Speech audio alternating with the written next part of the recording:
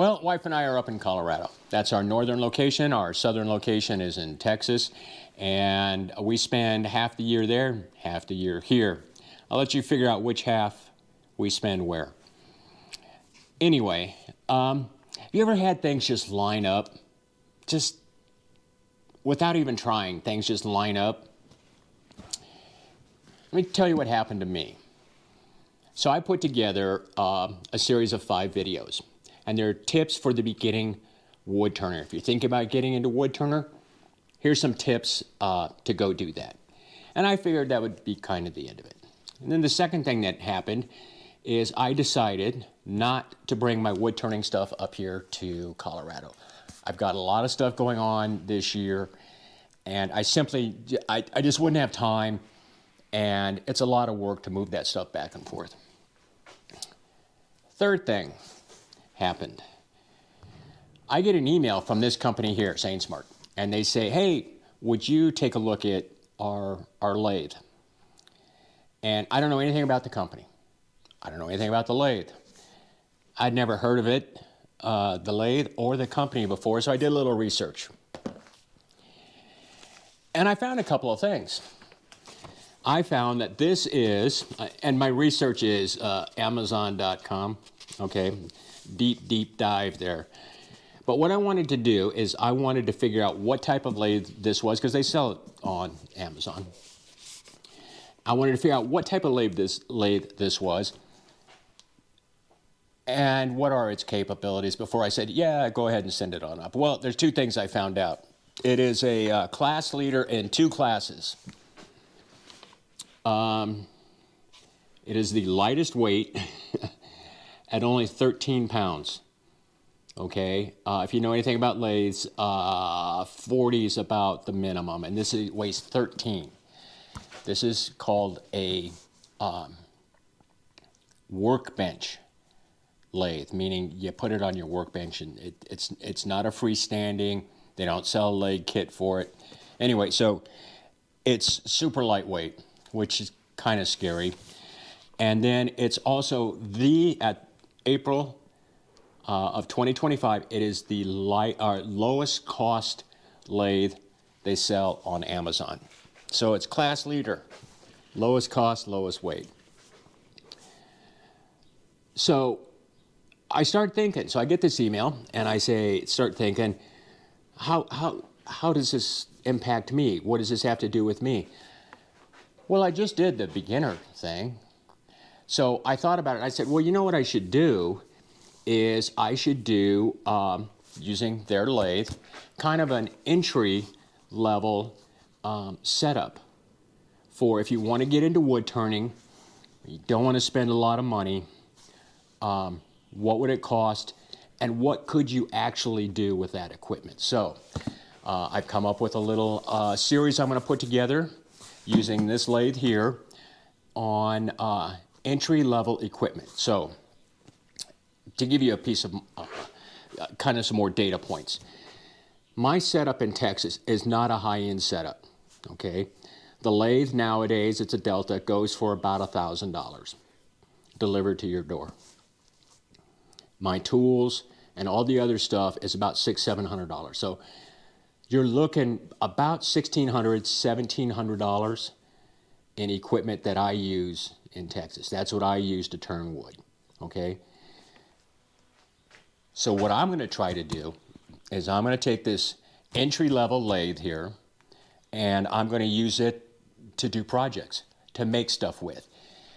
And I'm not going to cheat. I'm not going to go out and buy expensive tools and expensive other attachments that will make this look better.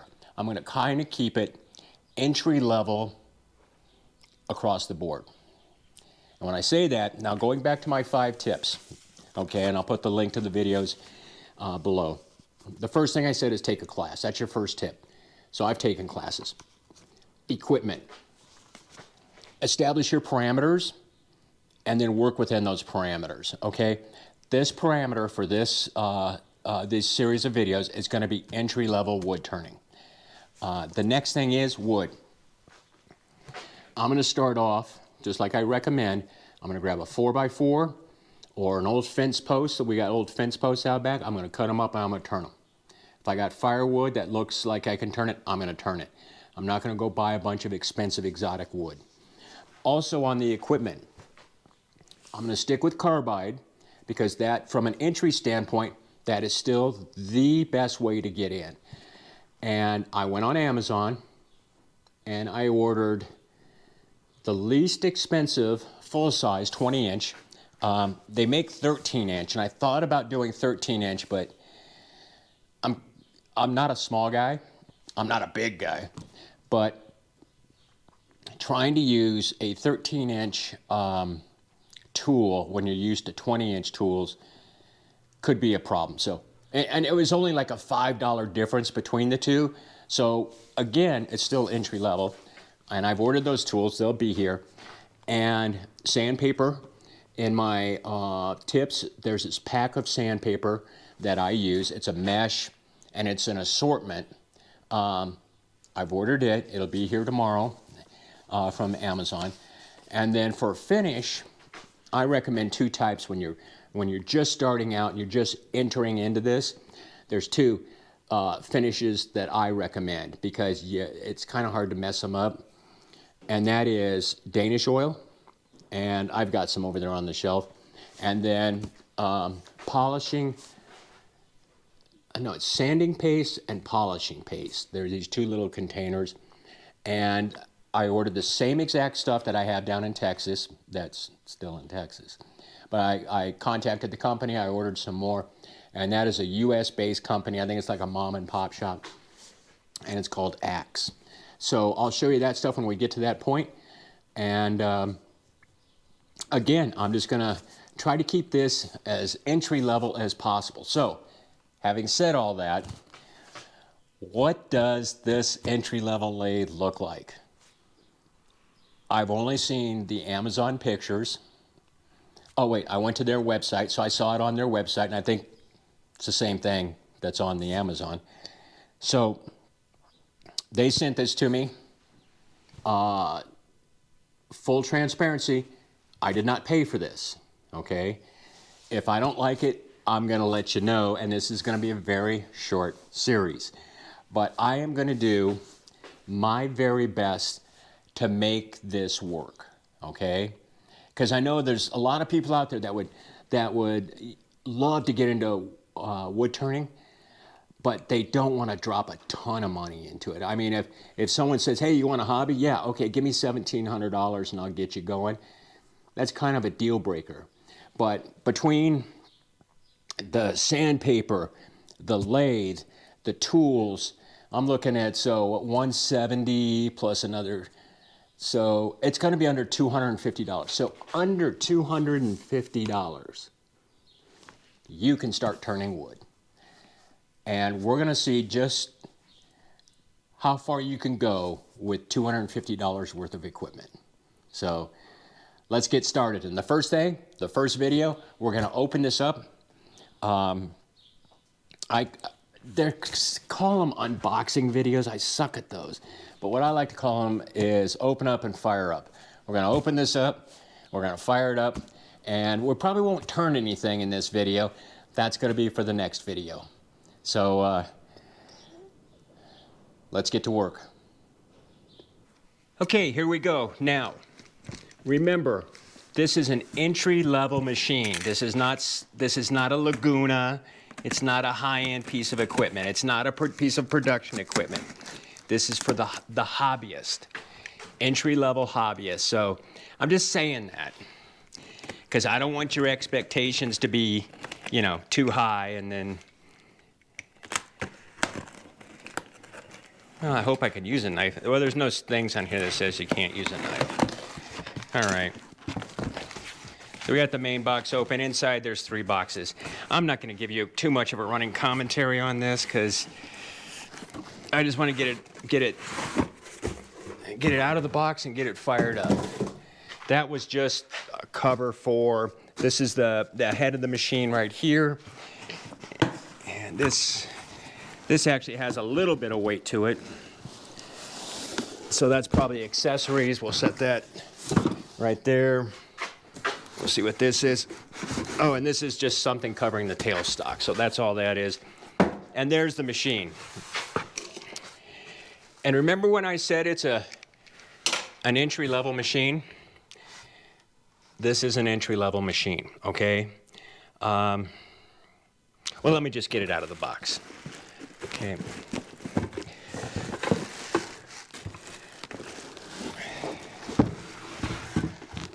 And it is very light. Well, that's not locked down, so I better not grab it there. And we'll just get rid of the box. And there we go. I think this is just a cover. Yep, that's it. And there it is. Again, very entry level. Let me spin it around here. Okay. I don't want to get too carried away. I don't want to be too critical. It'd be very easy for me to be too critical. I spent a lot of time in the aerospace industry. Let me move it in. First of all, let's check to see if the centers, how close to zero they are. And it's just a simple clamping system here. And it's pretty close to centered. I mean, the tolerances are pretty loose, and I don't know if you can see that. I'd take a picture with my phone, but I don't have it. It's point to point right here. Okay, so that's not bad. And these here, they're okay. They're okay. They could have been worse. Once you loosen this up, this gets pretty loose here. Okay, let me turn it around. I mean, you guys don't care about seeing the back side of this stuff here. And I don't know how this all works. This here just looks like it locks down once you get it where you want it. And then this here will lock down. Let's see if it actually locks. Yep, it'll lock. I don't want to play with that. Let me turn it around. I think I've said that before. So here is the front of the machine. And it has on-off over here, and it's actually variable speed, which I was wondering about that, if it had just a dial where it clicked into different speeds, but it's actually a variable speed machine. So I don't want to fire it up backwards. So let me turn it around here. There's a chart here that means absolutely nothing, but it's pretty. It's a graph there, and I don't think it really means anything, but it looks nice. So I'm going to turn this around because this here is the orientation that I would normally use it. Let's get this off, and I want to plug it in and see if it actually fires up. All right, almost there. Now I notice there's some warning things over here. Read instructions, ear protection, eye protection, dust protection. It's got 2 feet with a line through it. Am I supposed to take my feet off? I don't know. And then it's got no long hair. That is extremely important. Don't get it wet. And I don't know what those other 2 things are. But so let's plug it in, make sure it's off. Very lightweight. And we'll plug it in, we'll see if it runs. Okay. We are good so far. I'm going to turn it down to the lowest setting.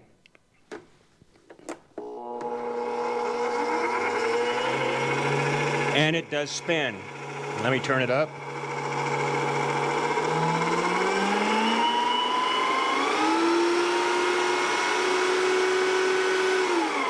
Okay, that spins pretty fast. Now, let me turn that off. Once you put a load on it, it probably won't spin that fast. According to the graph here, it says it'll do 3,000 RPMs. I don't know if it will or not. That's what it says. Also, having run it for a few minutes, I could tell you it has an interesting smell to it. Doesn't smell like it's burning, but it's an interesting smell. So we'll set this, pull this back here, and then we will get the accessory box here and see what's in the accessory box.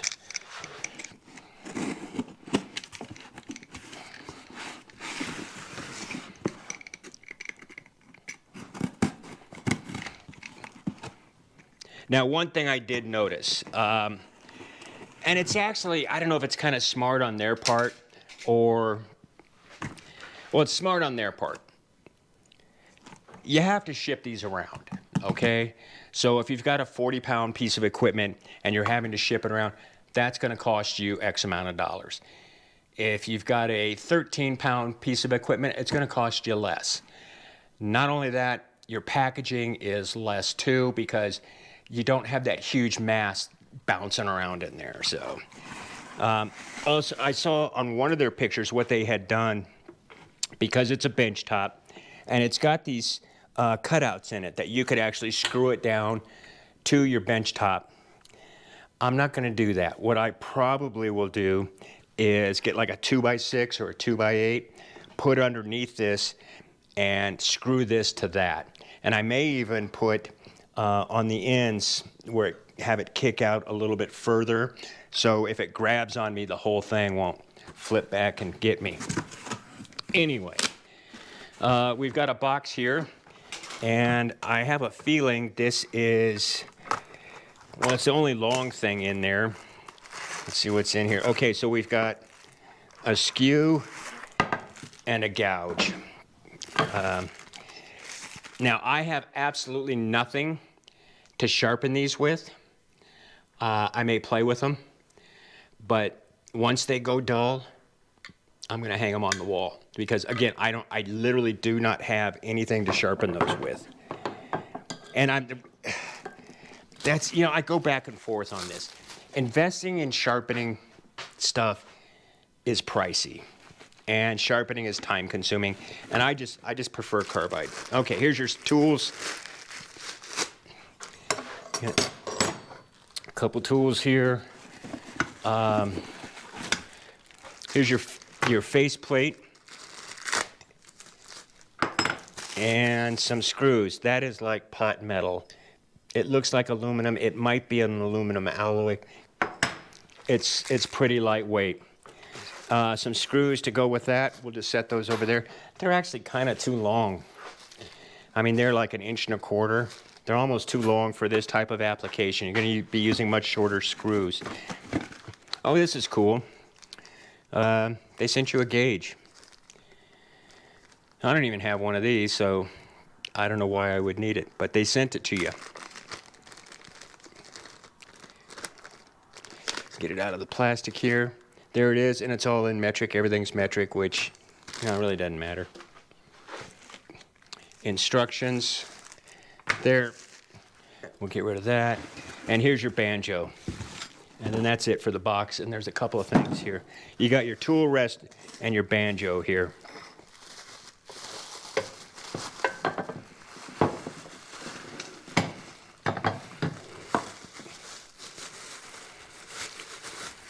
And there's your tool rest. Again, all this stuff is very lightweight. You're not going to be cutting hardwoods, and you're definitely not going to be cutting big stuff with it.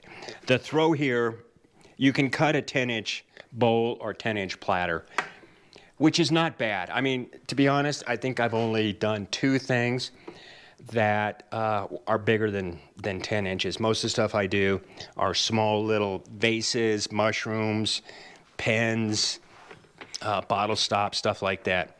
Now, do I know how to put this on? No.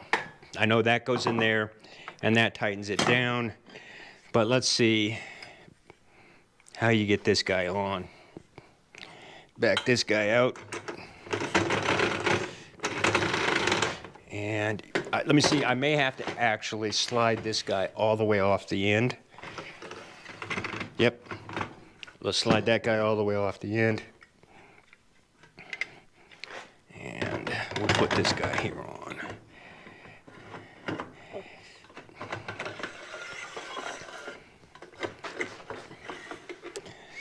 Tighten it down. It's like an offset. So when you tighten it down, it actually tightens down pretty good. So I'm impressed with that. Now it would be very easy for me to be a snob and to look at this and immediately say, hey guys, this is too lightweight. It's not something I'd be interested in, but I'm going to give it a fair shake, okay? I am actually going to try to turn some stuff on this and see how it comes out. You know, when it locks down to your bench, it's not bad. Now, this is not a Laguna, okay? It's $170. Keep that in mind. And I'm kind of looking forward to trying it and turning something on it. I'm just not ready to do that today. I should have my carbide tools tomorrow and a few other things tomorrow. I got to find a piece of wood, and we'll put it in here. And tomorrow I'll put a video out of this piece of equipment actually turning something. So first impressions, it's very light. It's not what you would normally find in a piece of shop equipment, okay? That doesn't mean it's bad.